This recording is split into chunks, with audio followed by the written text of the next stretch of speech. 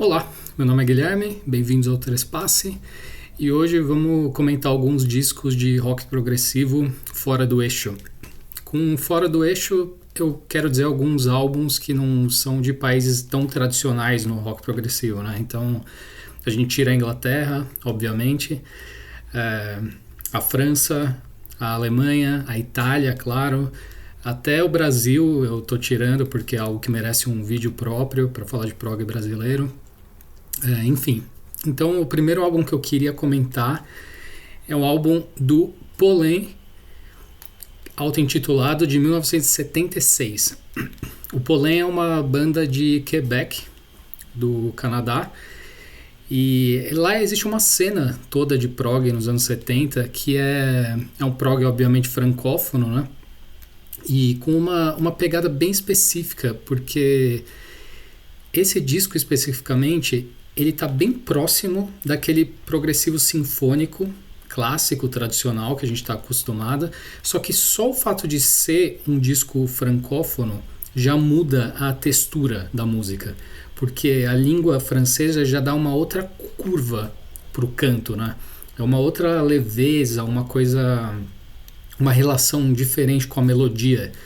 E só que diferente dos franceses, eles não vão para um lado teatral, muito dramatizado. É uma coisa mais cantada mesmo. E é um disco cheio de teclados, né? Muito sintetizador, umas mudanças de sessão.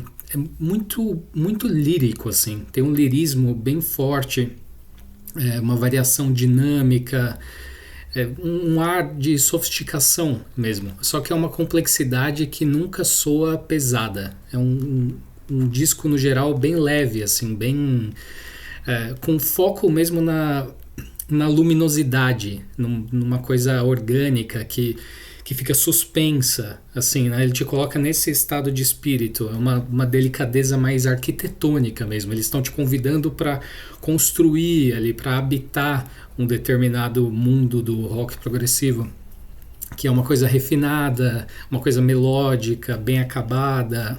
É uma espécie de uma pastoral francófona, assim, bem própria, bem curioso, porque não tem a influência, que é uma coisa que eu adoro, mas aqui não faria o menor sentido, daquela música tradicional francesa, campesina, ou às vezes até com um ar medieval, né, da Occitânia, uma coisa assim. Aqui não tem nada disso, é um prog mais tradicional mesmo, só que com essa sensibilidade diferente.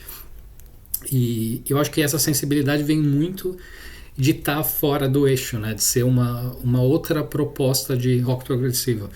Então, fica a minha recomendação do Pollen, auto-intitulado, de 1976. Um excelente disco. Em seguida, eu quero falar dos chilenos, dos Los Jaivas, o disco auto-intitulado também, de 1975. Esse álbum tem uma história curiosa para mim, porque quando eu morava em Santo André, no ABC Paulista, eu ia, às vezes, tinha uma feira do vinil lá que acontecia de final de semana, e às vezes eu ia bem cedo lá na feira, sem muito intuito de comprar alguma coisa necessariamente, só que mais para conversar com os caras lá, né? Porque eles se reuniam para vender os discos, tinha pessoal de várias lojas ali de São Paulo, do ABC. E aí às vezes eu ficava lá e nessas eu descobri um monte de coisa. E aí tinha um dia que eu tava lá conversando sobre prog e tal. E aí um cara tava com um Discman e ele falou, cara, escuta isso. E eu nunca tinha ouvido Los Jaivas, nunca tinha ouvido nem falar do Los Jaivas. E era esse disco, eles cantando, eu acho que Águila Sideral, alguma coisa assim. E nossa, aquilo me impactou demais, assim, o cara me mostrou a capinha, né? E não era um CDR mesmo, ele não tinha o vinil lá, nada. Mas eu lembro que eu fiquei fascinado e logo em seguida ele me mostrou aquele disco uma banda, um coletivo belga chamado Esperanto Rock Orchestra, alguma coisa assim, que eles fazem uma versão de Eleanor Rigby, um dos melhores covers que já fizeram dos Beatles, assim, é muito bom mesmo. E aí, apesar de não ter nada a ver Los Jaivas com isso, eu relaciono as duas coisas, assim, é curioso. Mas enfim, voltando ao disco do Los Jaivas, aqui é interessante porque é uma outra concepção de progressivo, né? Porque eles pegam o prog aqui com mais a ideia de expansão do rock a partir de uma relação profunda com o território, com a coisa da tradição popular e tal. Então, os Los Raivas não adicionam o folclore ao rock progressivo. Eles fazem com que esse folclore, ou seja, essa tradição, essa cor local que seja, com que ela organize a própria maneira como a música vai acontecer, como a música vai respirar. E aí isso dá ao disco uma força que é muito telúrica, uma coisa muito específica que você não encontra no prog de nenhum outro lugar, porque tem uma relação com a paisagem, com uma coisa do canto coletivo, da ancestralidade latino-americana. É muito bonito. Ele traz uma força muito específica que vem daí, sabe? Ele pega emprestado essa força. E eles conseguem mostrar como essa coisa da raiz popular não é oposta a uma forma expandida. Muito pelo contrário, né? Eles tratam essa raiz com uma inteligência formal muito, muito grande, e nisso essa raiz se torna ela própria um elemento de composição. Só que não só com cor, né? Não só com exotismo ou qualquer papagaiada assim. É de fato a maneira de pensar a abordagem do rock progressivo. Então, eu acho que esse é um dos grandes momentos assim desse prog fora do eixo, né? Para mostrar outras possibilidades de outras paisagens sonoras. E inclusive o Los Raivas é um dos grupos mais longevos da história, assim, em atividade. Acho que eles formaram a banda em 63. Então, é impressionante, são mais de 60 anos já de estrada, né? E pouco se fala deles, mas no Chile eles são bem conhecidos. Não sei se pela fase prog especificamente, ou o que eles fizeram depois, mas o nome assim é muito conhecido lá. E aí, em seguida, eu queria comentar agora um disco de prog polonês do Niemen Aerolit. Não sei se é assim que fala. Também auto-intitulado, de 1975. Esse é o disco mais estranho aqui da lista, só que também talvez o mais visionário, digamos assim. Porque ele é a banda do vocalista, que é um cara chamado Czesław Niemen. Não sei falar o nome dele também. E a forma como ele soa, a voz dele, tem um quê profético.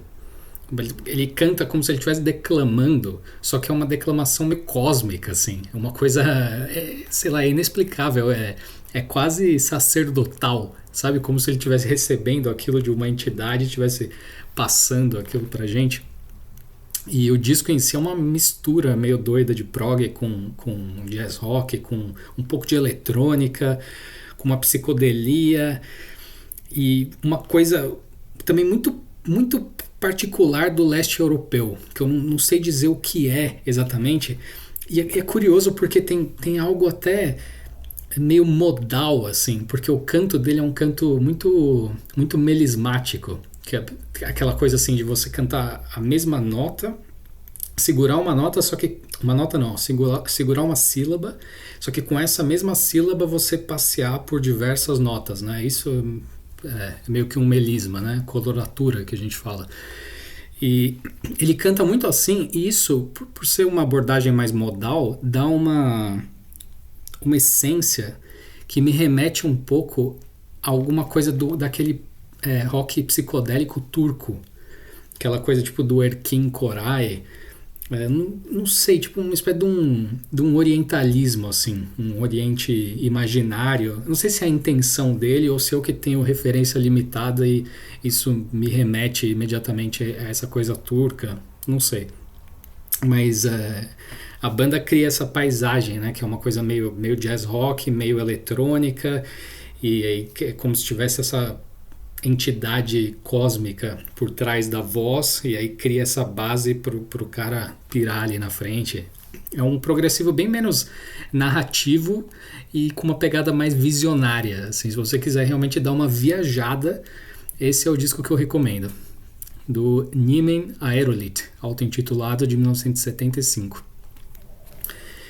E aí, para fechar, eu queria trazer um disco de prog japonês do Yonin Bayashi, Ishoku Sokuhatsu, de 1974, com esse lemuri bonitinho na capa.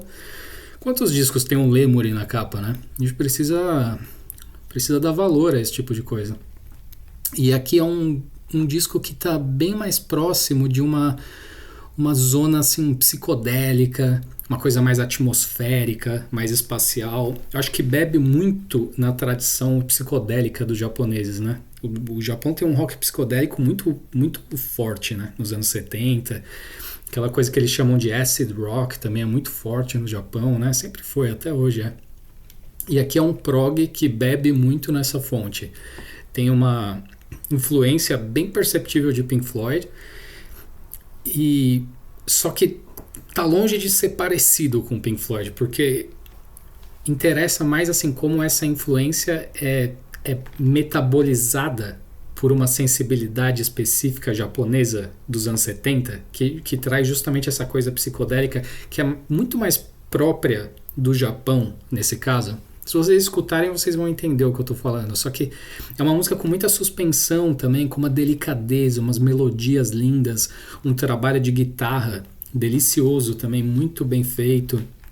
É um álbum muito assim fácil para colocar também e deixar rolar e ir viajando. Só que aqui, em vez de ser uma coisa visionária, cósmica, é uma coisa mais tranquila, mais bonita, só que com um quê psicodélico que te permite dar passear por outros lugares aí. Então, ele é esse tipo de disco que parece flutuar, né? Uma coisa assim mais com umas curvas mais sinuosas, tal. Só que ao mesmo tempo também é curioso porque tem sempre a sensação de que qualquer coisa pode explodir.